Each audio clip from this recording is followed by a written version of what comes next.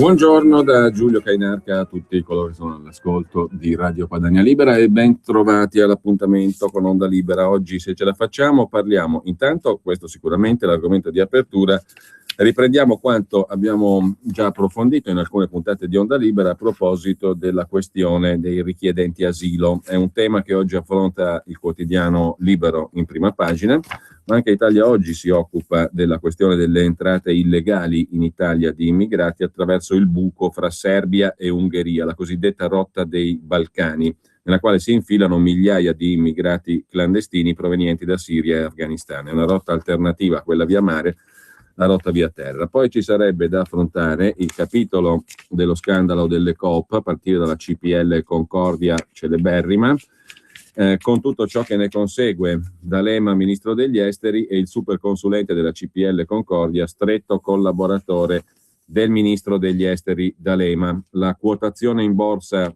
che era il sogno degli uomini delle cooperative rosse, con l'aiuto di Tremonti per avere un occhio di riguardo dal garante, e le carte che coinvolgono anche il ministro del lavoro Poletti. Ma c'è anche la questione del project financing, che è affrontata in primo piano sul Fatto Quotidiano da Giorgio Meletti. È una struttura di affari e di costruzione di opere che negli ultimi anni abbiamo sentito molto decantare. Bene, sotto questa struttura, che dovrebbe vedere in primo luogo impegnati i privati, project financing significa capitale privato per il popolo, diciamo così, il buco invece è di 200 miliardi nei conti pubblici. A proposito di economia, la questione delle tasse che, dice Renzi, diminuiscono, sono già diminuite l'anno scorso, la realtà lo smentisce e lo smentiscono anche i documenti ufficiali del governo, addirittura quelli di previsione, nemmeno a conti fatti, perché a conti fatti ce ne siamo accorti tutti che le tasse sono aumentate e aumenteranno, ma perfino nelle previsioni del governo, il famoso DEF è uno strumento di previsione, i conti sono previsti in aumento già dal documento dell'anno scorso. Su questo poi c'è un approfondimento sul Sole 24 Ore, su quella che è chiamata la tassa sugli imbullonati, cioè sui macchinari, l'IMU capestro sui macchinari, giusto per favorire la ripresa.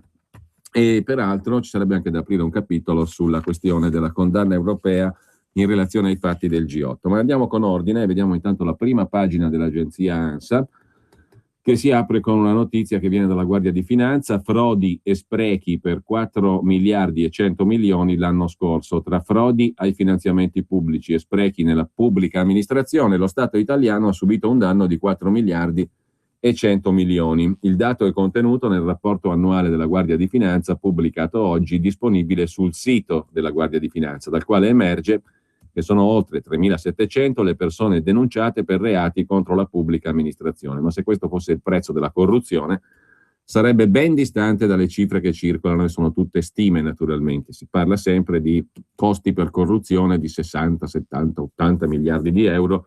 La Guardia di Finanza parla di 4,1 miliardi l'anno scorso per frodi ai finanziamenti pubblici e sprechi in generale nella pubblica amministrazione. Un altro dato che viene dalla Guardia di Finanza: la lotta all'evasione, Guardia di Finanza e Agenzia delle Entrate e Ministero dell'Economia, il gettito derivante dall'attività di accertamento e controllo nei primi 2 mesi del 2015 è aumentato del 32%, 727 milioni di euro in più recuperati dagli evasori, dalla famosa lotta all'evasione. Il dato in sé significa poco in realtà.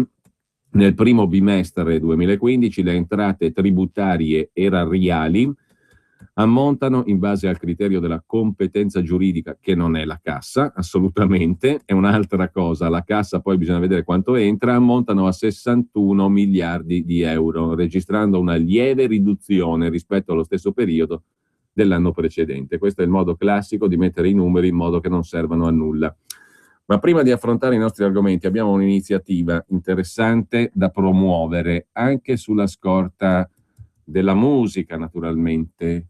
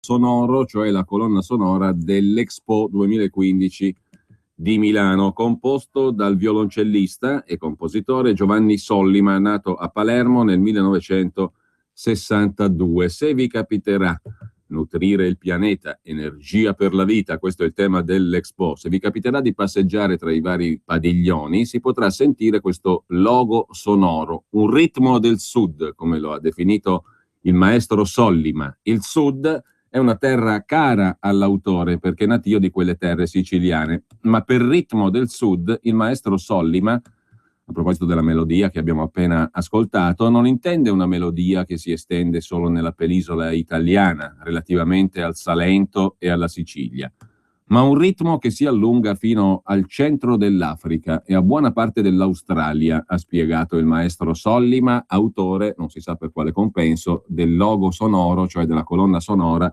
dell'Expo 2015 che abbiamo appena ascoltato con grandissimo godimento, devo dire la verità. Essere sinceri, quel pezzo qua a me mi sembra una nenia funebre, perfettamente intonata peraltro all'andamento dei fatti relativi all'Expo. Comunque, a chi piace, piace. A lei ci piace, recitava il famoso slogan del Galletto Valle Spluga. Se ci piace, piacerà questo logo sonoro per l'Expo del 2015. Ritmo del Sud, dal Salento alla Sicilia fino al centro dell'Africa, ha detto il maestro Sollima, senza trascurare buona parte dell'Australia. Un ritmo composto da 12 ottavi penetranti, fermi, allo stesso tempo coinvolgenti, scrivono coloro che introducono l'ignaro ascoltatore alle note del maestro Sollima, che parla, anzi, egli stesso in questi termini, del ritmo e del suo rapporto con l'amato strumento musicale. Se volete sentire l'intervista al maestro Sollima, potete andare sul sito creato dalla RAI per l'Expo, RAI Expo. Il violoncellista palermitano è ideatore anche del progetto dei 100 violoncelli e maestro concertatore delle ultime 2 edizioni della Notte della Taranta nel Salento. Come tutti i musicisti ha un rapporto molto personale col suo violoncello, lo definisce uno strumento lunare, intendendo che il violoncello, secondo lui, è meteoropatico, quindi molto legato ai cambiamenti climatici. Proprio per questo soltanto mani esperte possono maneggiarlo e tirarne fuori un'armonia. Inoltre, il maestro Sollima, l'autore della colonna sonora dell'Expo 2015, afferma che per funzionare perfettamente lo strumento deve avere una certa percentuale di umidità, in base alla quale cambia il suono e la melodia emessa, e se non è abbastanza umido ci si può sempre provvedere, per così dire, in maniera un po' artigianale, che è anche la reazione che verrebbe di fronte all'ascolto della musica, detto per inciso, per quanto mi riguarda, parere personalissimo, perché altri troveranno invece eccelsa l'opera del maestro Sollima. L'intervista sul canale di Rai Expo si conclude con una riflessione del maestro. Dice che il vino si pone tra lui e lo strumento come mediatore attraverso cui il violoncello è ottimizzato. Il vino di D'Alema magari, quello è ottimo per fare da mediatore tra il violoncello e lo strumentista e il compositore. Sembra infatti che il Nero d'Avola, siamo proprio nei paraggi di D'Alema, in Puglia, funzioni molto bene se cosparso nei bordi del violoncello quando fuori il clima è troppo secco, purché non ecceda invece nel vino il maestro e il compositore e il violoncellista, perché altrimenti la performance ne risulterebbe un po' turbata. Comunque sul canale della Rai Expo potete godervi l'intervista al maestro Solli. Ma perché parliamo di Expo? Perché c'è un'iniziativa in corso spudoratamente copiata da Radio Padania dal Partito Democratico, e l'iniziativa consiste in questo. L'iniziativa consiste nel fatto che se voi nel vostro dichiarazione dei redditi, nel vostro CUD si chiamava una volta, adesso si chiama CU, comunque la certificazione dei vostri redditi, c'è un modulino per il 2 per 1000, se voi versate al partito giusto e il codice è D13, ricordatevelo, D13 per versare il 2 per 1000 al partito giusto, oppure alternativamente se voi fate un versamento a Radio Padania attraverso il conto corrente postale 3767 1294, lo ripeto, 3767 1294, se voi fate un versamento a Radio Padania, che succede? Specialmente se avete... No, non c'è il limite di età, perché noi abbiamo copiato dal PD, ma senza limiti di età. avete un biglietto gratis, non scontato del 50% per l'Expo, e in omaggio il CD del maestro Sollima con la colonna sonora dell'Expo, purché facciate il versamento 2 per 1000 al partito giusto, codice di 13, o alternativamente anzi tutte e due sarebbe meglio, un bel versamento a Radio Padania Libera, conto corrente postale 37 67 12 94, Quaterna 37 67 12 94. L'iniziativa è spudoratamente copiata dal PD e intanto voi potete avere il biglietto gratis per l'Expo e anche il CD del maestro Sollima, il maestro violoncellista che è autore della meravigliosa colonna sonora dell'Expo 2015. Il volantino originario è: vivi con noi l'Expo 2015, hai meno di 30 anni, iscriviti al PD di Milano e acquista da noi il tuo biglietto di Expo, spendi solo 25 euro invece di 50. Se hai più di 30 anni e sei iscritto al PD di Milano, ti vuoi iscrivere, puoi acquistare da noi i tuoi biglietti per l'Expo. Il Partito Democratico svende i biglietti a chi si iscrive al partito. Hai meno di 30 anni, con l'iscrizione al PD, biglietti Expo scontati. La questione è stata ampiamente commentata su Facebook. Qualcuno ha consigliato al Partito Democratico, oltre ai biglietti dell'Expo per chi si tessera con meno di 30 anni, aggiungeteci anche una bottiglia del vino di D'Alema. Vivi con noi l'Expo 2015, scrive per esempio Il Giornale, dopo che su internet sono fioriti i commenti vari a questa iniziativa del PD. Il PD è l'unico partito a Milano a essere rivenditore ufficiale dei biglietti per l'Expo 2015 e lo urla a tutta la città, tanto che si mette a fare offerte e sconti, a patto che si faccia la tessera del partito. Per chi ha meno di 30 anni, si legge sulla campagna pubblicitaria che ha invaso Facebook: iscriviti al PD e acquista da noi il tuo biglietto di Expo. Spendi solo 25 euro invece di 50 euro, perché per entrare nel giardino delle meraviglie dell'Expo ci vogliono fior di bigliettoni da 10 euro. Ma se ti iscrivi al PD ce l'hai a 25. Se tuttavia tu fai il versamento al partito giusto, 2 per 1000, codice D come Domodossola 13, oppure se versi i soldi a Radio Padania, CCP, conto corrente postale, non è la vecchia Unione Sovietica, CCP, conto corrente postale, ricordatevi la Quaterna, 37 67 12 94, in quel caso Radio Padania supera il PD e vi dà il biglietto gratis, oltre al CD del maestro Sollima, inarrivabile.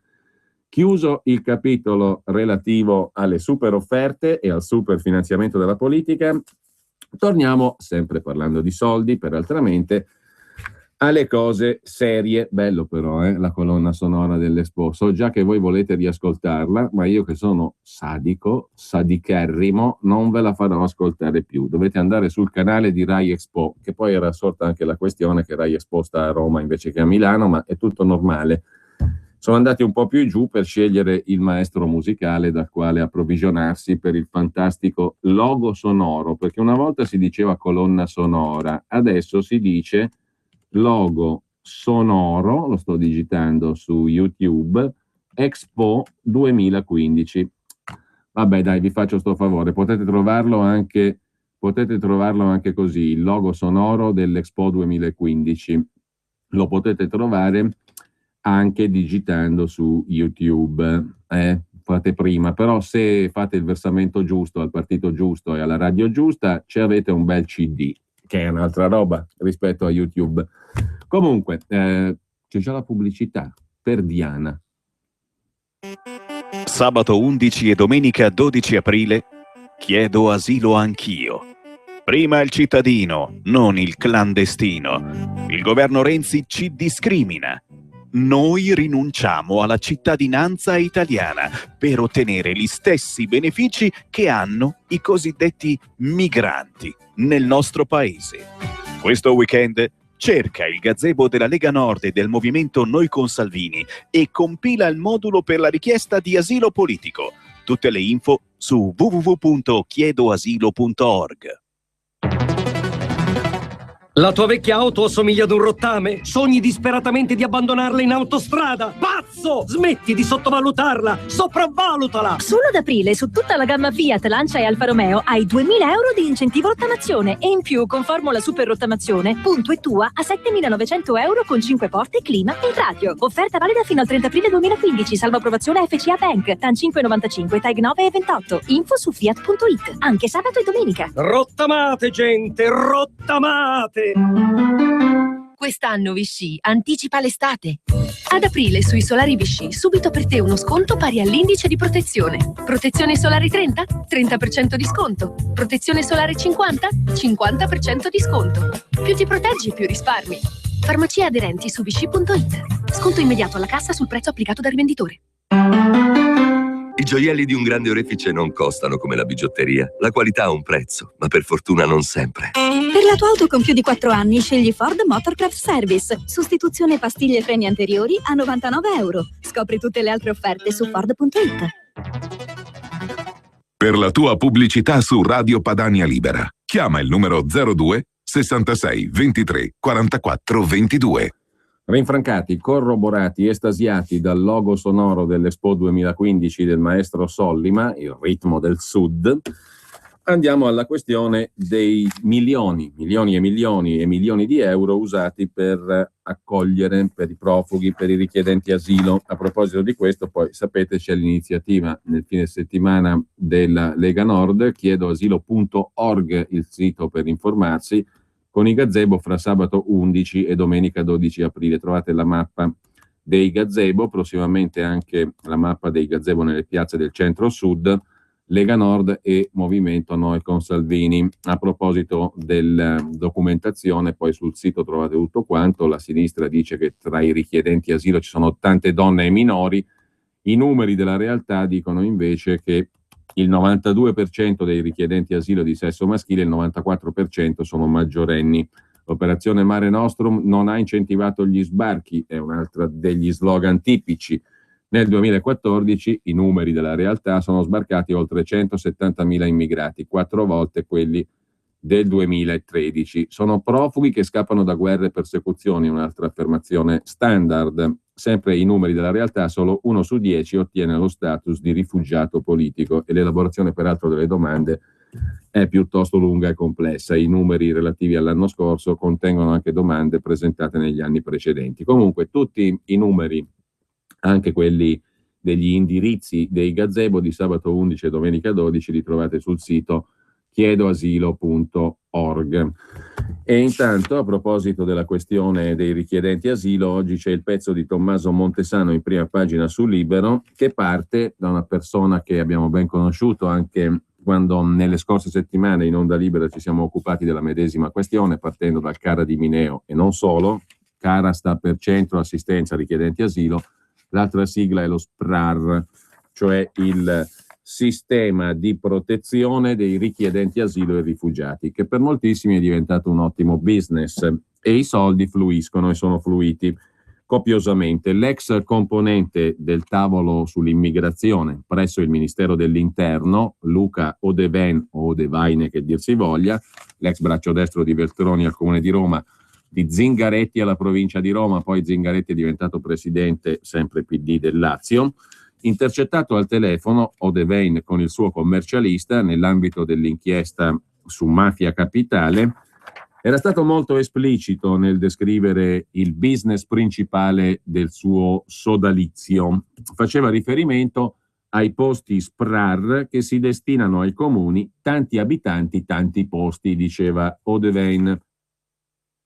SPRAR cosa significa? Abbiamo detto prima, significa sistema di protezione per richiedenti asilo e rifugiati. In verità è stato istituito con la legge numero 189/2002, meglio conosciuta come legge Bossi-Fini, la legge sull'immigrazione. All'epoca però i numeri erano decisamente molto più bassi di quelli dell'anno scorso. Lo SPRAR è una rete incaricata di realizzare, con il contributo degli enti locali, i comuni, da cui poi la nascita di quel consorzio di comuni dove il partito di Alfano raggiunge il 40%, detto per inciso, l'uomo di Alfano, Castiglione, è stato l'ideatore del CARA, soggetto attuatore all'inizio, e poi ideatore del Consorzio dei Comuni, Calatino Terra di Accoglienza, che raccoglie diversi comuni della zona intorno a Mineo, Catania, dove c'è il centro di accoglienza appunto più grande d'Europa, come abbiamo più volte detto, e la cui storia abbiamo già raccontato. Bene, che un ministro dell'interno, che è gestore primo dell'operazione di sicurezza delle frontiere, dell'operazione Mare Nostrum, dell'operazione Triton che è seguita a Mare Nostrum, insomma, oltre al fatto di essere come ministro dell'interno il titolare della pubblica sicurezza e quindi un ruolo di primo piano nella questione dell'immigrazione. Ebbene, che un ministro dell'interno abbia il suo braccio destro, peraltro sottosegretario nello stesso governo, Castiglione, che si occupa del business con soldi pubblici relativo proprio all'afflusso di profughi o cosiddetti o aspiranti profughi e immigrati, questo è un palese, enorme conflitto di interessi che peraltro porta anche voti, perché in zona il nuovo centrodestra arriva al 40%, in zona Mineo, Catania, dove c'è il centro di assistenza ai richiedenti asilo. E oltretutto che ci sia una personalità doppia, anzi ci siano due personalità di governo, il ministro dell'interno e il sottosegretario Castiglione, che poi sono anche, in sostanza, Alfano lo è indirettamente, ma il suo uomo in Sicilia lo è in prima persona, coinvolti nella gestione del centro di accoglienza, col quale si gestiscono i soldi pubblici e le persone che arrivano. Questo è un conflitto di interessi che credo in altri paesi avrebbe generato reazioni ben diverse da quelle che ha generato in Italia, perché è evidente che c'è qualcosa che non sta bene, per usare un eufemismo, in un'operazione del genere. Comunque, SPRAR sta per Sistema Protezione Richiedenti Asilo, istituito dalla legge Bossi-Fini nel 2002, è in sostanza una rete che è incaricata di realizzare con il contributo fattivo degli enti locali progetti sul territorio per l'accoglienza di richiedenti asilo e rifugiati. Per attivare il sistema SPRAR, spiega il Ministero dell'Interno sul proprio sito istituzionale, gli enti locali, cioè i comuni, possono utilizzare le risorse finanziarie messe a disposizione dal Ministero dell'Interno attraverso il Fondo Nazionale per le Politiche e i Servizi dell'Asilo. È un fondo questo che a sua volta è foraggiato con la finanziaria, con la legge di stabilità. È una torta che per il triennio 2014-2016 vale €500 miliardi, anzi qualcosa di più, 137 milioni per il 2014, 187 milioni per il 2015 e altrettanti per il 2016. Dal che si deduce anche un'altra cosa, che il governo nel mettere giù questi numeri e nello stanziare queste risorse pubbliche della collettività ha previsto che il 2014 è stato un anno record, come abbiamo detto, oltre 170.000 gli immigrati sbarcati e poi girati nel sistema dei CARA, degli SPRAR, dei CSA e via dicendo, cioè di tutte queste strutture per i cosiddetti profughi e per i richiedenti asilo, rifugiati o aspiranti rifugiati, eccetera. Ebbene, se i numeri hanno un senso, nella finanziaria ultima, governo Renzi, per il 2014 sono stati stanziati 137 milioni, per quest'anno 187, altrettanti per il 2016. Che cosa se ne deduce? Che se nel 2014 è stato l'anno record degli sbarchi, 170.000 persone, nel 2015 ne avremo di più, perché nel 2014 il governo ha stanziato per l'anno ormai trascorso, l'anno precedente, l'anno scorso, 137 milioni. 50 milioni in più li ha messi per quest'anno, altrettanti per il 2016. Quindi è evidente che il governo presume, si aspetta, prevede che arrivino ancora più persone di quante ne sono arrivate anno record nel 2014. Perché? Perché ha aumentato i fondi per accoglierle. Lo scopo principale del programma sarebbe quello innanzitutto di facilitare l'apprendimento della lingua italiana da parte dei migranti. Poi al CARA di Mineo, come abbiamo visto, hanno organizzato di tutto, la partecipazione di alcuni migranti, minima parte peraltro rispetto ai 3-4 mila ospiti nel centro più grande d'Europa, alle iniziative del Natale del comune di Mineo, agli studi delle opere di Giovanni Verga, che se uno scappa dalla Siria per andare a studiare le opere di Giovanni Verga in Sicilia, forse... Scusate la battutaccia, ma gli conveniva rimanere a Damasco, probabilmente. No, sto scherzando naturalmente.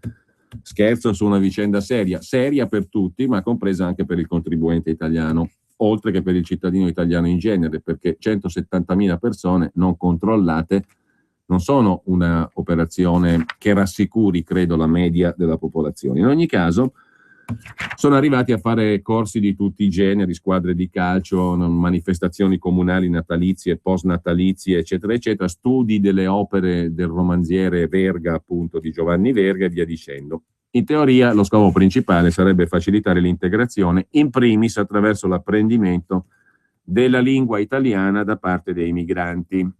Dopodiché i soldi dovrebbero servire anche per individuare percorsi formativi di riqualificazione professionale per promuovere l'inserimento lavorativo del richiedente asilo. Ma non sempre, come dimostrano le testimonianze provenienti per esempio da Torino, dove i programmi linguistici sarebbero insufficienti a raggiungere anche il livello minimo di comunicazione, non sempre va così. Sul web, racconta oggi Tommaso Montesano su Libero, sul web sono numerose le anomalie denunciate dalle associazioni stesse di volontariato circa la gestione dei quattrini dei fondi stanziati dal Ministero dell'Interno. Il Ministero dell'Interno ha deliberato 4 allargamenti straordinari della rete SPRAR, cioè della rete del sistema di protezione richiedenti asilo e rifugiati. Agli iniziali 3.000 posti disponibili ne sono stati aggiunti 702 a dicembre 2012, 800 a maggio 2013, 900 a giugno 2013, 6.490 a luglio 2013. Però vale il discorso che facevamo prima in generale. I fondi qui sono previsti in aumento per quest'anno e per l'anno prossimo. E siccome l'anno scorso è stato l'anno dei record, è chiaro che il governo si attende che arrivino ancora più persone, perché da 137 milioni siamo passati a 187 di stanziamento. L'allargamento della rete in questione, degli SPRAR, ha permesso al Ministero dell'Interno di mettere a disposizione, a fine 2013, 13.020 posti di accoglienza, di cui 12.076 destinati alle categorie dei richiedenti asilo e ai titolari di protezione internazionale, 253 ai beneficiari con disagio mentale o disabilità, 691 a minori stranieri non accompagnati. Gli enti locali, titolari di progetto, sono stati 415, di cui 375 comuni, 30 comuni, 10 unioni di comuni. Un'unione di comuni è quel consorzio Calatino Terra d'Accoglienza creato dal braccio destro di Alfano Castiglione in quel di Mineo, Catania, dove c'è il centro più grande d'Europa. 3 sono le regioni capofila, cioè percettrici sostanzialmente dei soldi pubblici per l'argomento in questione. Sono la Sicilia, 2.607 presenze, il Lazio, quasi 2.000 presenze, tra le quali spiccano i posti gestiti dalla cooperativa Enriques 29 del compagno Buzzi, quello di Mafia Capitale in provincia di Roma, e poi la Calabria è al terzo posto. Il costo dei progetti, 456 quelli finanziati nel triennio 2014-2016, è di 35 euro al giorno per ogni rifugiato, comprensivi di vitto, alloggio, medicine, corsi e assistenza di base, ha detto Daniela Di Capua, direttore del servizio centrale dello SPRAR al Ministero dell'Interno. Tuttavia, spesso i numeri e i conti non tornano. Basti dare un'occhiata a quanto accade in Sicilia.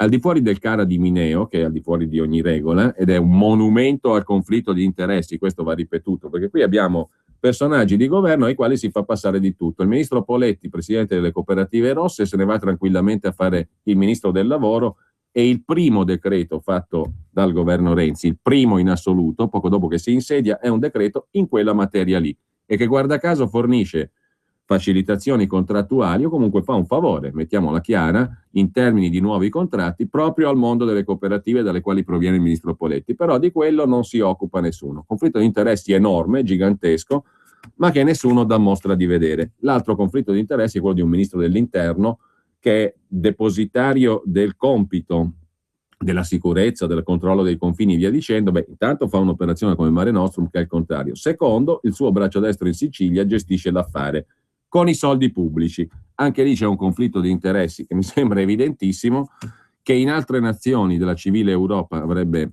fatto alzare perlomeno qualche sopracciglio, per usare un eufemismo, ma che da noi passa liscio come l'olio. Comunque, per quanto riguarda i conti, i 35 euro al giorno spesso non tornano. Cosa succede in Sicilia, al di fuori del CARA di Mineo, che se ne è pappati centinaia di milioni? Il comune di Acireale, tanto per fare un esempio, per l'accoglienza di 10 minorenni non accompagnati si è visto approvare un progetto del valore di oltre 1 milione di euro. 328.000 euro all'anno per il triennio. Ora, per 10 persone minori non accompagnati, 1 milione di euro per 3 anni non è proprio poco, sono oltre 60 euro al giorno a minore. A Catania, invece, per l'accoglienza di 80 richiedenti asilo è stato previsto un costo complessivo di 3.800.000 euro. Per ciascun migrante il Viminale dovrà sborsare circa 130 euro al giorno. Il comune di Petralia Soprana, provincia di Palermo, insieme ai comuni di Blufi, Castellana Sicula, Gangi, Petralia Sottana e Polizzi Generosa, molto generosa, ma qualcun altro non Polizzi, per 1,9 milioni di euro si occuperà della gestione di 90 posti di accoglienza. Il sistema, ha denunciato sul web Alberto Biondo di Borderline Sicilia Onlus, il sistema favorisce il proliferare di centri senza nessuna professionalità, senza nessun interesse per l'accoglienza, insomma è la caccia all'oro. Lo scorso 29 gennaio, su Twitter, ricorda oggi Libero, il leader della Lega, Matteo Salvini, ha denunciato l'apertura del nuovo centro SPRAR di Ballarò a Palermo, 677.000 euro per ospitare 30 immigrati senza casa né lavoro. L'elenco dei comuni dove balza agli occhi il rapporto tra costo complessivo e numero dei richiedenti asilo che sono accolti è molto lungo. Per esempio in Umbria, a Narni, 65 posti costano oltre 1 milione di euro all'anno. La provincia di Trento, per 132 posti, potrà godere di oltre 4 milioni e mezzo di euro nel triennio 2014-15-16.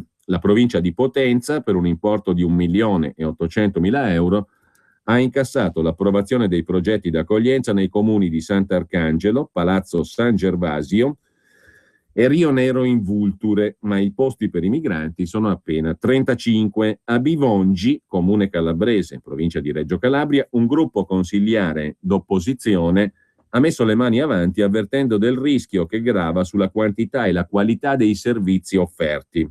Tutta colpa del cofinanziamento di 125.000 euro per quest'anno, giudicato sproporzionato rispetto al contributo di 231.000 euro assegnato dal Ministero dell'Interno. Chi impegna cospicue risorse della comunità deve dare risposte. Perché gli stessi sforzi non vengono fatti a favore dei tanti disoccupati locali? Si domanda il gruppo di opposizione. Avesse governato avrebbe ragionato come quelli che governavano, 99 su 100, diciamolo pure. Poi c'è il caso di Matera, la capitale della cultura 2019. Il costo complessivo per 30 posti di accoglienza sarà di oltre 1,5 milioni di euro. La cooperativa guida è la società Il Sicomoro, il cui presidente è, dal novembre 2009, Michele Platì. Quel Michele Platì che da luglio 2007 a ottobre 2009 è stato assessore alle politiche sociali del comune di Matera. Quando si dice le coincidenze, scrive Tommaso Montesano oggi su Libero. 500 milioni per non formare i profughi. In 3 anni fiumi di soldi pubblici, percorsi e aiuti a chi chiede diritto d'asilo. Il responsabile del programma dice spendiamo 35 euro al giorno a straniero, ma in molti casi la cifra lievita fino a 130 euro. I risultati lasciano a desiderare. Dopodiché Alessandra Mori, sempre su Libero di oggi, si occupa del caso di Torino, un corso di italiano che non insegna a leggere, e la denuncia di uno stesso volontario. Soltanto 2 ore a settimana per 6 mesi e alla fine gli dobbiamo anche tradurre il permesso di soggiorno. Accoglienza e integrazione? Si domanda Alessandra Mori su Libero. Belle parole, di quelle di cui molti amano riempirsi la bocca. Riferite alle decine di migliaia di immigrati, rifugiati e clandestini che sbarcano sulle nostre coste, rimangono parole a cui però poi seguono atti e costi pubblici da parte dello Stato. E qui cerca di inserirsi chi sulla pelle dei disperati cerca di lucrare, e lo si è visto con le recenti inchieste sul malaffare romano.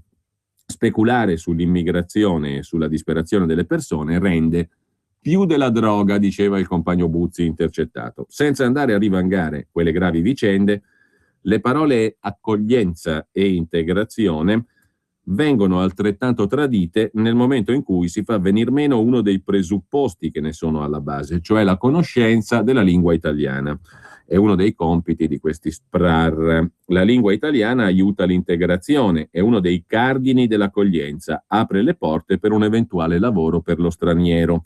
Devono pensarla così, scrive Oggi Libero, anche ai piani alti della politica, dato che esistono e vengono finanziati progetti per l'insegnamento della lingua italiana ai profughi, agli immigrati. Eppure succede che ci siano profughi, aspiranti profughi è meglio dire, che pur avendo frequentato regolari corsi appositamente organizzati e finanziati con denaro pubblico, non sappiano neanche leggere neanche il proprio permesso di soggiorno. Paradosso dei paradossi, a volte il documento che dovrebbe attestare la loro conoscenza dell'italiano non sono in grado di leggerlo. Una vicenda del genere è emersa a Torino, fra gli occupanti delle palazzine dell'ex MOI, il villaggio olimpico occupato da 2 anni da centinaia di rifugiati fuggiti dalla crisi libica, dove alcuni hanno organizzato una scuola, la Giordano Bruno. A raccontare le loro storie è il sito redattoresociale.it. C'è la storia di Amadou, che ha chiamato il suo insegnante in preda al panico perché nel cercare di tradurre il suo permesso di soggiorno aveva capito che lo avrebbero rimandato in Senegal. C'è la storia di Mahmoud, che non sapeva leggere o scrivere neanche nella sua lingua madre, ma in tasca aveva un foglio che ne attestava la conoscenza dell'italiano. Sono storie di profughi arrivati in Italia che nel giro di alcuni mesi hanno ricevuto un attestato, l'attestato che certificava la loro conoscenza della lingua italiana. Peccato che quasi nessuno sia stato capace di capire cosa ci fosse scritto su quell'attestato, perché, stando alle loro denunce, i programmi linguistici all'interno dei progetti SPRAR, Sistema Protezione Richiedenti Asilo e Rifugiati, sarebbero spesso insufficienti a raggiungere anche un livello minimo di comunicazione in italiano. I programmi di accoglienza, spiega a redattoresociale.it un volontario della scuola Giordano Bruno, hanno una durata di 6-8 mesi e i corsi di italiano occupano circa 2 ore a settimana. In questo modo lo Stato pretende di insegnare la lingua a ragazzi che nei casi più gravi non sono neanche in grado di scrivere il loro nome. Un altro attivista del Comitato di Solidarietà ha poi raccontato che a Torino volontari e insegnanti che lavoravano nei centri sociali e nelle associazioni sparse sul territorio iniziarono a ricevere decine di richieste dai rifugiati in uscita dai progetti. Cercavano tutti qualcuno che potesse tradurre i documenti che avevano appena firmato, perché da soli non erano in grado di leggere. Una situazione che getta più di un'ombra sui programmi di sostegno ai rifugiati finanziati con centinaia di milioni dallo Stato italiano. È significativo anche, conclude Libero, che a interrogarsi sulla funzionalità di questi corsi siano persone certo non ostili a una politica d'accoglienza nei confronti di immigrati e richiedenti asilo. Accoglienza, si diceva, ma che non diventi speculazione sulla pelle dei disperati, scrive Oggi Libero in questo approfondimento sulla questione degli SPRAR e del soldo pubblico in generale impiegato per questo scopo. L'argomento per cui la Lega, ve lo ricordo, raccoglie le firme sabato 11, domenica 12, tutte le informazioni sul sito chiedoasilo.org.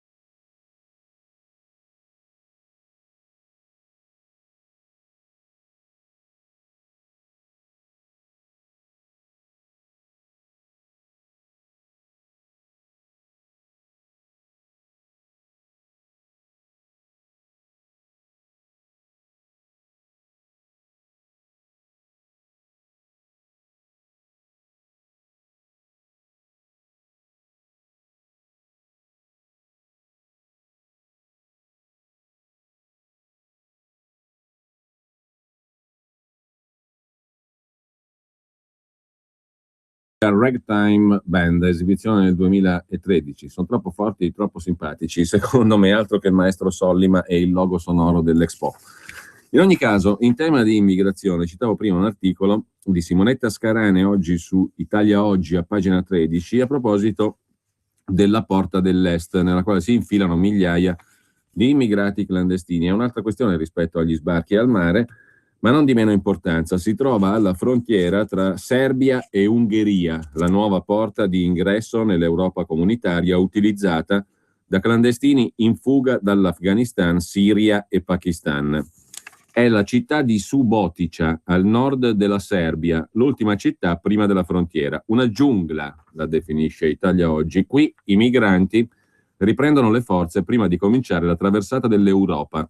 Molti di loro hanno 20 giorni di marcia sulle spalle. Nabil, 46 anni, immigrato siriano, racconta che ha camminato per quasi 30 ore senza bere né mangiare né dormire, come fosse un robot. Subotica è il buco della cosiddetta rotta dei Balcani, utilizzato da migliaia di immigrati clandestini per raggiungere l'area di libera circolazione Schengen.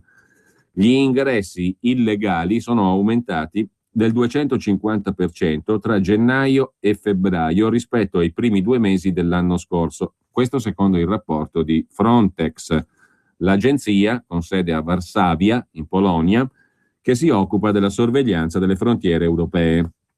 I 174 chilometri e mezzo di confine fra la Serbia e l'Ungheria vedono passare anche l'esodo dei kosovari. Tra l'altro il Kosovo, ovvero l'Albania sostanzialmente, perché ormai è tutt'uno, il Kosovo albanesizzato e musulmanizzato è uno dei centri più preoccupanti di diffusione dello Stato islamico, a 2 passi sempre dall'Europa, a 2 passi dall'Italia, anzi in piena Europa e a 2 passi dall'Italia. In ogni caso i profughi kosovari, o meglio, in questo caso non si può definirli profughi perché hanno un loro Stato, anzi generosamente donato dagli Stati Uniti. Vi ricordate Bush quando andò a festeggiare l'indipendenza del Kosovo autoproclamata a Pristina? In ogni caso quindi non si può parlare di profughi kosovari, si parla di kosovari che passano tranquillamente il confine. I migranti si passano un indirizzo, l'indirizzo è quello della fabbrica dismessa nella città di Subotica, nella cittadina di Subotica, dove sanno che potranno ripararsi nella loro marcia a tappe forzate e attendere il passaggio dei traghettatori serbi per superare il confine. Ognuno di loro per farlo dovrà sborsare 1.400 euro. Questa linea di 174 km e mezzo di confine fra la Serbia e l'Ungheria è il terzo punto di ingresso illegale nell'area Schengen. 37.000 attraversamenti clandestini da Subotica nel 2014. Il primo posto invece è saldamente dell'Italia, il Mediterraneo centrale, 174.000 persone, tutte italiane, o meglio, tutte verso l'Italia naturalmente. Nel Mediterraneo orientale, cioè la parte greca principalmente, 50.000 persone. Questi sono i dati Frontex. Frontex ha certificato che il Mediterraneo centrale, l'Italia sostanzialmente, la porta d'ingresso lo è stata nel 2014 per 174.000 persone. Il Mediterraneo orientale 50.000. Il terzo punto è questo punto fra Serbia e Ungheria, la città di Subotica, con 37.000 attraversamenti clandestini l'anno scorso. Uno champagne non può costare come una bibita gassata. La qualità ha un prezzo, ma per fortuna non sempre. Per la tua auto con più di 4 anni scegli Ford Motorcraft Service. Sostituzione pastiglie e freni anteriori a €99. Scopri tutte le altre offerte su Ford.it. Remo, rubinetti, arredo bagno, piastrelle, ma qui è tutto in sconto! Signora, gli articoli in offerta sono più di 100. 101, si sta scordando mio marito. Negozi Iperceramica, prezzi super, qualità iper. Scopri le offerte su iperceramica.it. Allora tesoro, ascolta. Va bene. Living. Ma a soggiorno non si dice più. No, living. Va bene. Dai, un'altra. Or, cioè il terrazzo. Sì, per gli antichi. Ah, beh. Dai, adesso le altre stanze. Vi sembrerà tutto nuovo. Dalle Leroy Merlin ci sono così tante novità che puoi costruirci una casa. Scoprile fino al 26 aprile e partecipa agli 8 corsi gratuiti per scoprire i prodotti novità e imparare a posarli. Informati su leroymerlin.it. Le Le tue notti sono troppo corte e le tue giornate troppo lunghe? Gli effetti sul tuo viso ora hanno i giorni contati. Vichy ti invita in farmacia a provare le creme viso Idealia per una pelle più luminosa e riposata. Oggi per te con uno sconto immediato di 10 euro. Farmacie aderenti su vichy.it. Buono sconto applicato sul prezzo praticato dal rivenditore. Valido fino al 30 aprile 2015. Per la tua pubblicità su Radio Padania Libera, chiama il numero 02 66 23 44 22. La dentiera ti dà problemi? Con Pentadent potrai passare in breve tempo dalla dentiera alla protesi fissa. Negli ambulatori Pentadent troverai esperienza pluriennale ai massimi livelli, costi accessibili con possibilità di finanziamenti agevolati, sedi distribuite nel territorio per facilitare i controlli periodici. E per i residenti in Lombardia possibilità di usufruire del contributo offerto dal Servizio Sanitario Regionale. Per informazioni chiama l'800 700 860 o vai su pentadent.it.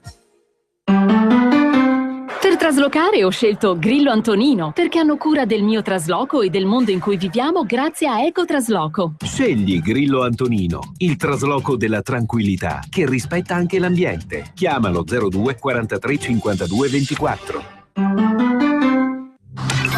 Digital Radio Flash. Ciao, sono Emma. Ho sentito dire che la Digital Radio è multimediale, è vero? Certo, con le trasmissioni in digitale la radio acquista una nuova dimensione. Oltre all'audio in qualità perfetta, puoi ricevere sulla tua radio immagini, testi e video. Lo sapevi? E allora muoviti a scoprire di più su digitalradio.it. Digital Radio, il suono perfetto. Anche Radio Padania è in Digital Radio. Quando vuoi regalarti un esclusivo momento di piacere, non c'è niente di meglio di un buon caffè. Un caffè preparato con l'inconfondibile Caffè Padano. Caffè Padano, l'espresso buono come quello del bar. Bevi un caffè Padano e sostieni Radio Padania. Chiama subito il numero verde 800 08 68 69 e acquista una fornitura di Caffè Padano. La macchina del caffè è in omaggio, grazie a Radio Padania, la tua radio. Chiama l'800 08 68 69 e prova direttamente a casa tua l'inebriante aroma del Caffè Padano. E ricorda, chi beve Caffè Padano sostiene Radio Padania. Caffè Padano. Mai assaggiato un espresso così? Ladri e rapine? Chiama Sicurbet e installa Dialogos.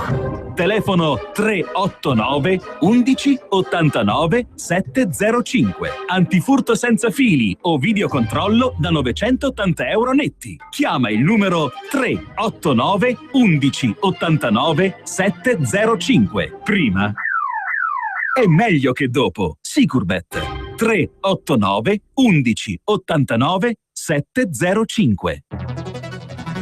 Per la tua pubblicità su Radio Padania Libera, chiama il numero 02 66 23 44 22.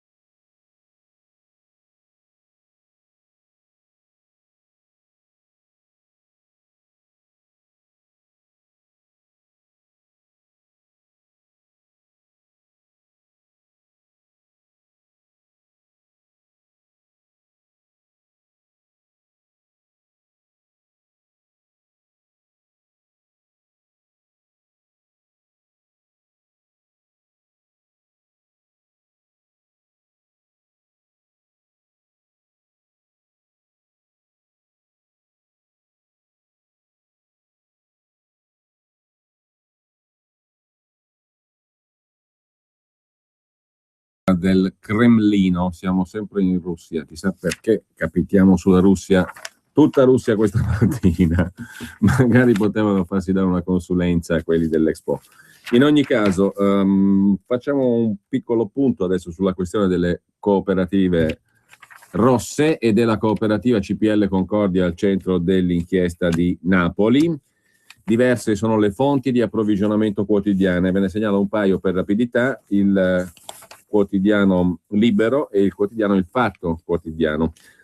Sul quotidiano Libero è Giacomo Amadori ad occuparsene, il super consulente per le relazioni istituzionali della cooperativa CPL Concordia, il celeberrimo ormai Franco Simone, arrestato il 30 marzo scorso, sembra pronto a vuotare il sacco. Per l'inchiesta napoletana sulla metanizzazione di Ischia sono ore decisive. Come svelato da Libero la settimana scorsa, il consulente Simone ha chiuso il suo rapporto con la cooperativa CPL in modo traumatico. Si sono scambiati le carte bollate, come si dice. Ieri il suo avvocato era irraggiungibile.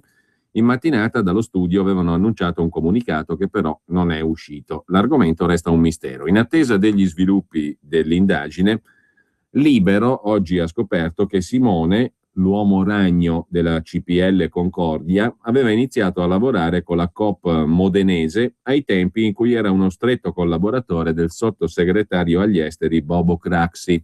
Stiamo parlando del biennio 2006-2008, secondo governo Prodi, quando il capo ufficio dello stesso Craxi, Bobo, era un certo Massimo D'Alema, ministro degli esteri. Qualche anno prima Simone aveva puntato invece sui cavalli, li accudiva nella sua azienda agricola in provincia di Latina, dopodiché l'impresa fallì e Simone decise di scommettere su altri purosangue, quelli della politica.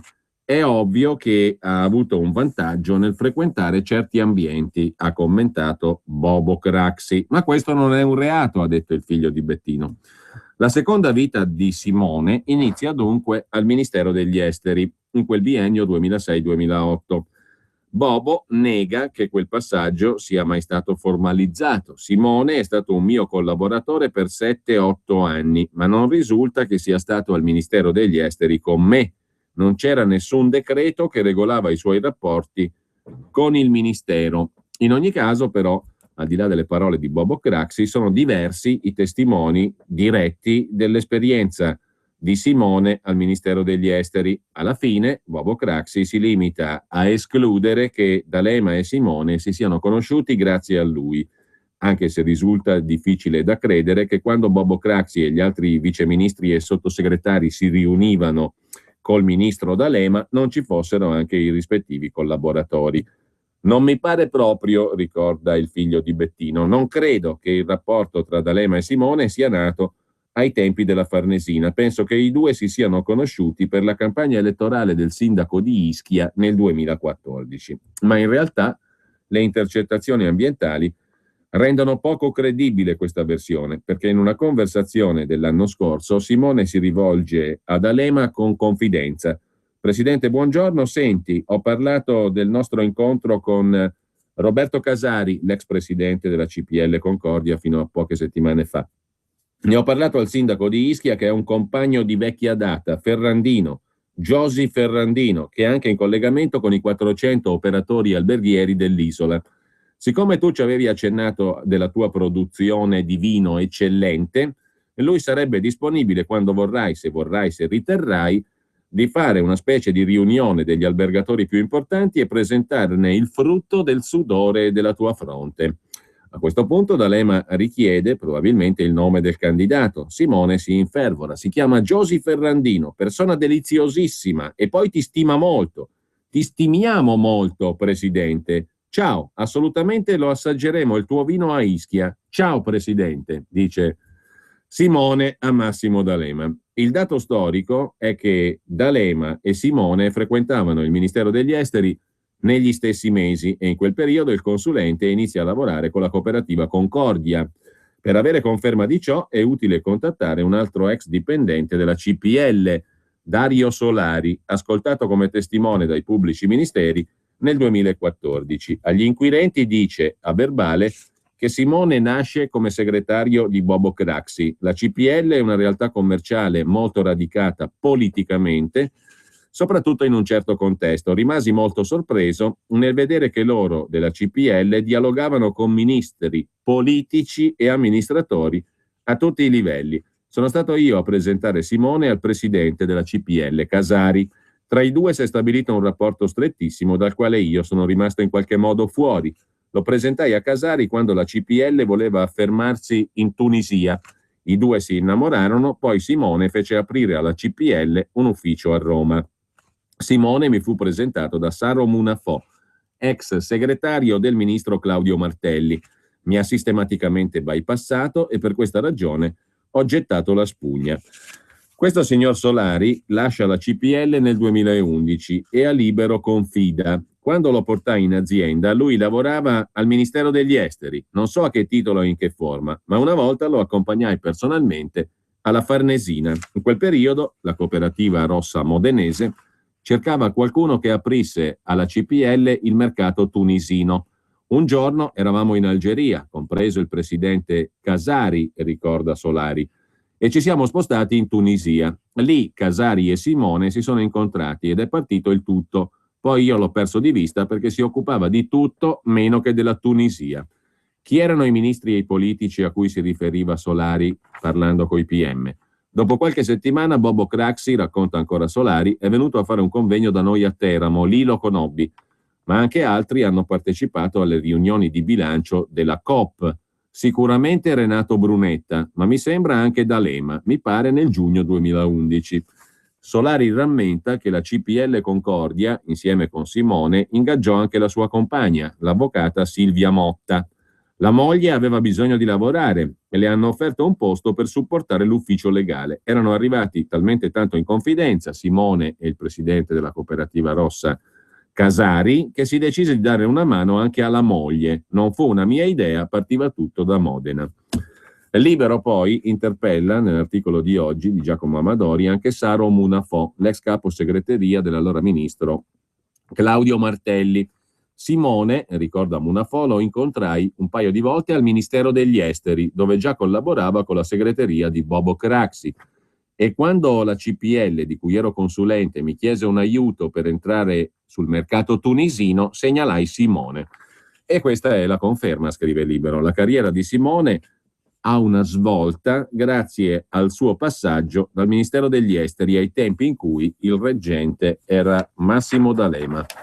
Sulla questione delle cooperative si sofferma anche sul Fatto Quotidiano Marco Lillo, che si occupa in particolare della quotazione in borsa, della smania per i soldi che avevano i compagni cooperativisti, avevano e hanno, cercando anche l'aiuto di Tremonti per la quotazione in borsa. La rete di relazioni di questo Francesco Simone, che è finito in carcere con l'accusa di corruzione, ora si dice disposto a parlare con gli inquirenti, è molto estesa e tutta da scoprire, questa rete di relazioni del succitato Francesco Simone. Le ultime informative dei carabinieri, depositate dai pubblici ministeri, svelano due fatti inediti, al netto di una grande quantità di omissi, cioè di cose segretate negli atti. La CPL stava per andare in borsa con l'aiuto di Giulio Tremonti, per fare una barca di soldi, come tutte le cooperative rosse che si rispettino. Per fare una barca di soldi è la frase intercettata dagli inquirenti. L'11 febbraio 2014 Simone chiama il presidente della CPL Distribuzione, Maurizio Rinaldi, e quest'ultimo riferisce, scrivono i carabinieri, che ieri ha parlato con Casari, il presidente della cooperativa modenese, il quale gli ha accennato il discorso già fatto con Giulio Tremonti e inerente il Qatar, lo Stato arabo. Pochi mesi dopo la CPL partecipa a una fiera a Doha, in Qatar. Simone spiega che l'idea è quella della CPL Distribuzione nell'ambito delle gare che si apriranno ed in merito alla normativa il professor Tremonti ha fatto pure un passaggio sull'autority. Simone spiega che la CPL Distribuzione, che è controllata da CPL ma non è CPL, attraverso la trasformazione in SPA andrebbe in borsa sulla base del progetto di acquisizione di reti gas e luce in osservanza della normativa in vigore. Simone riferisce che ovviamente occorre una due diligence di pareri autorevoli, iniziando dallo studio di Tremonti, nonché il parere dell'Authority per acquisire risorse in borsa e fare investimenti nelle acquisizioni di reti gas. Simone poi, continua il rapporto dei Carabinieri, riferisce che proprio perché c'è fame di società e siccome il brand, il marchio CPL funziona perché è una controllata della CPL che si terrebbe il 30%, controllerebbe in toto la società e si farebbe letteralmente una barca di soldi e quindi si potrebbe investire sul mercato senza indebitarsi, senza dar conto a nessuno. Concordano poi per fissare un appuntamento per discutere ancora una volta con Tremonti. La conversazione sembra riferirsi a un progetto di quotazione in borsa della controllata CPL Distribuzione. Il progetto avrebbe bisogno però dell'approvazione dell'Authority, in questo caso l'Autorità dell'Energia e del Gas. Ed è per questo che i manager della cooperativa rossa puntano su Tremonti, il quale, a detta loro, potrebbe intervenire su Guido Bortoni, all'epoca presidente dell'Autorità.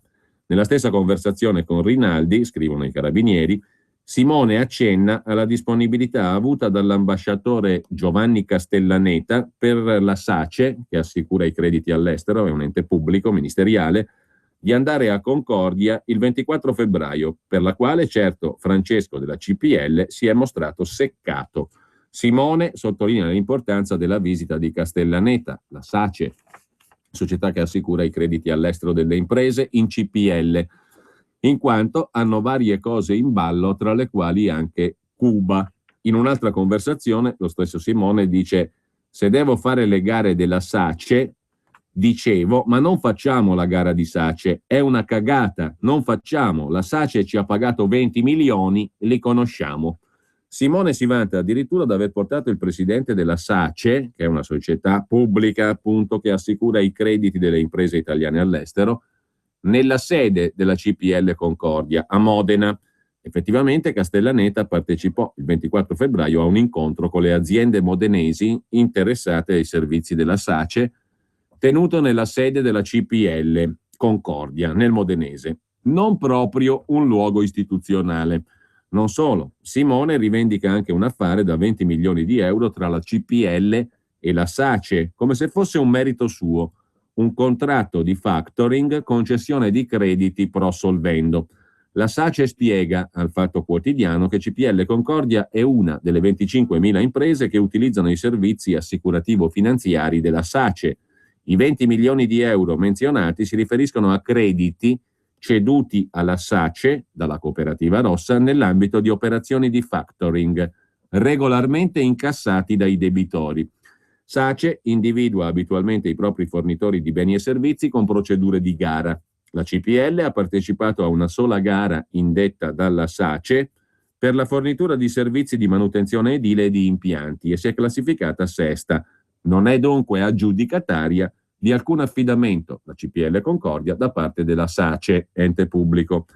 La rete di CPL, almeno a detta dell'ex responsabile relazioni istituzionali, Simone, è talmente estesa che lo stesso Simone si infuria quando il responsabile commerciale, Verrini, poi arrestato anche lui, gli dice che è meglio aderire alla richiesta della Fondazione IXA, che è stata creata dall'attuale sottosegretario con delega ai servizi segreti Marco Minniti, il quale chiede di pagare 20.000 euro alla CPL. Per Simone la IXA è una fondazione che fa tanto fumo e poco arrosto, cioè pochi affari, e dunque non vale la pena di pagare, dice l'uomo della CPL Concordia.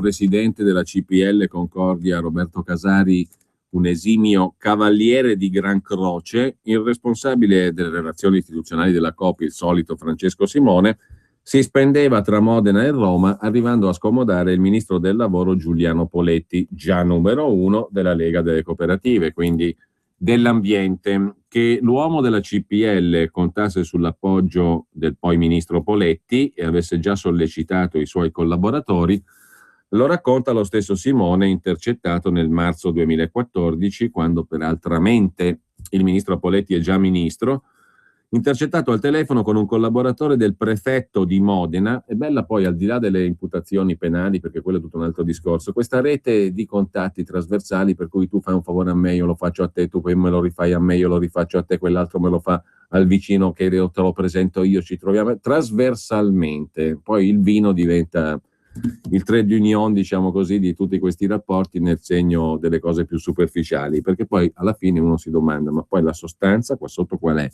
Per esempio, non ci possono raccontare che tutte le trasversalità del caso del sistema Sesto San Giovanni, lì era molto più omogeneo nel mondo PC, PD, SPD, a dire il vero. Però il fatto che arrivino uomini di D'Alema a Sesto San Giovanni a mettere su una cooperativa per sfruttare gli immobili di Sesto, 300 milioni da fare, eccetera, eccetera, beh, insomma, non è che presuppone semplicemente una rete di relazioni, ti fa intuire che c'è anche della polpa, perché sennò...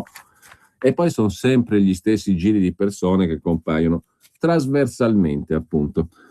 Anche qui, per fare questa nomina di cavaliere di Gran Croce per il numero 1 della cooperativa CPL Concordia, il signor Simone, consulente, ma anche nel contempo responsabile delle relazioni istituzionali della cooperativa rossa, al telefono con un collaboratore del prefetto di Modena, al quale aveva già caldeggiato la pratica per il cavalierato del presidente Casari, dice: ho scritto e ho parlato col capo della segreteria di Poletti, che però è stato incasinato tra Germania e Parigi con Renzi e quindi non mi ha ancora risposto. A proposito di Renzi, poi ci sono i link diretti con due renziani di prim'ordine, Lotti e Nardella, nelle carte. Nel frattempo, dice ancora Simone, al collaboratore del prefetto di Modena, ho incrociato la responsabile dell'ufficio onorificenze di Palazzo Chigi e mi diceva, per non perdere l'anno, di proporlo intanto come grande ufficiale o commendatore. Qui ci voleva Totò. Per sceneggiare queste carte giudiziarie ci vorrebbero Totò e Peppino.